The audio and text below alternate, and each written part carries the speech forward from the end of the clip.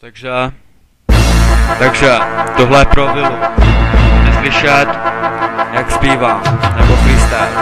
Takže Vilo, to je pro tebe. Radostí. Takže Vilo, tohle je pro tebe. Je to můj freestyle, který já jsem ti dneska dával. Dával jsem to na poprvé, jsem ten přece král. Teď ti ukazuju, jaký jsem já tady pán. Tady jsem možná jediný, který to tu dává. Ale jsem tu sám, nikdo mi s tím nepomáhá. Tobě tam pomáhaj Nikolas nebo s Marketem. Jsou to oba dva jenom čuráci posraný. Já to umím dát líp než oni dva dohromady. Jsem ten přece freestyle z naší krásný rodiny. Jo, prostě já na to mám a ty to taky víš. Tak proč si se mnou nedáš track, nenatočíš freeze. Budeme mít dva, který to tady hlídaj. Budeme mít svoje album, než na nás daj.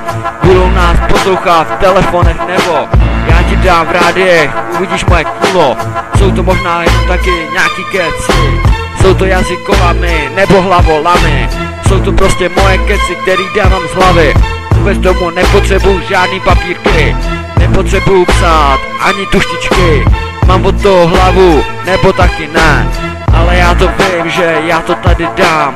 Dneska kámo jsem tu taky dobře sám. Nejlepší je, když tu sedím teďka já jen. Všichni jsou pryč a já tu jsem teď.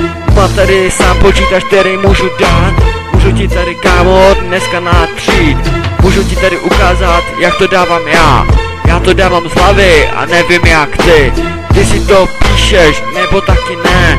Ale podívej se na mě, jak to dávám hned. Já to tady dám a ty to posloucháš. 1 minutu a vůbec se to nezdá. Já to umím dávat a to jsem taky hned. Dneska jsem začal a rozebu tě teď. Je to prostě jenom o té slovní zásobě. Ty máš plno a je to dobře napodobně. Už se mi to motá. Motá se mi z toho jazyk, jak tě tady musím dneska dobře pokořit. Je to taky píčovina, kterou jsem teď hej. Ale je mi to úplně jedno. Já můžeme spolu klidně točit Vilo. My na to máme, přece jsme nejsme Dilino. Takže Vilo, takže se pěkně rozmysli. Jak to chceš natočit, my dva spolu rozmysli. My dva bychom byli krásný tým, který to dává. Svoje písnička bychom měli a to bychom byli ráda. Byla to ráda nebo taky mladá. Máš možná starku a to byla stará. Takže ty si řekni, radši starku, nebo budu mít 4 babku. Je to jasný bylo, já už musím končit. Je mi to škoda, ale musím hned končit. Už je 2 minuty a vůbec nevím co. Takže musím jít a bude to keco. Takže ti to takhle říkám, jak to je hned. Poslechni si ten můj krásný track. Ukaž to všem mi koukách, každý budu král. Každý se mi bude možná dneska smát.